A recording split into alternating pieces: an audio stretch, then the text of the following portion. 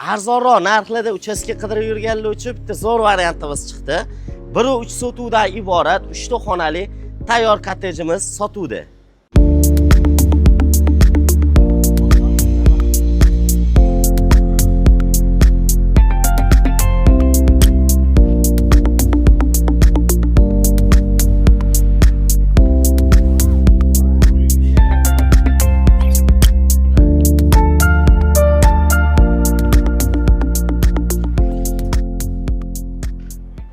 Hovlimizga kirib kelganimizda ko'ryapsizlar, bitta mashina bemalol kiradigan joyi bor.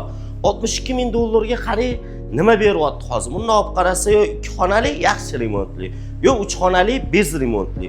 Bu xonadonimiz esa Xonobod Beruniy mahallada joylashgan, tayyor kirib yashashga tayyor holatda. Endi qaranglar, bitta xonalar bilan tanishtirib o'tiramiz.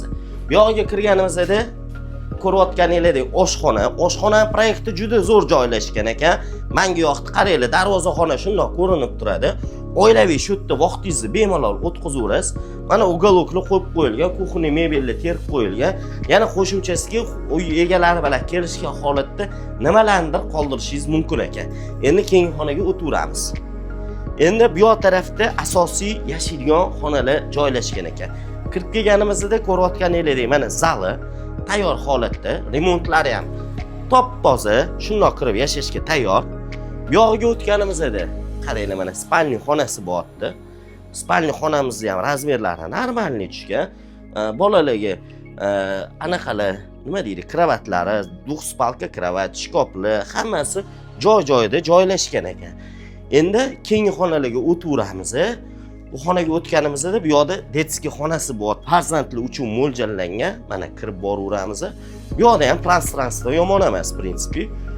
Где-то eniga bir 3,5 dan oshiqroq, bunaqasiga ham 3,5 dan oshiqroq adashmasam, razmerlariga keladigan bo'lsa. Endi общий sanuzelga o'tamiz. Bu yog'imizda общий sanuzel umumiy foydalanish uchun. Xullas, 1-3 sotuvdan iborat 3 ta xonali tayyor xonadonimiz. Narxiga keladigan bo'lsa 62 ming dollar so'ralyapti, yana joyida savdosi bor. E'tiboringiz uchun rahmat.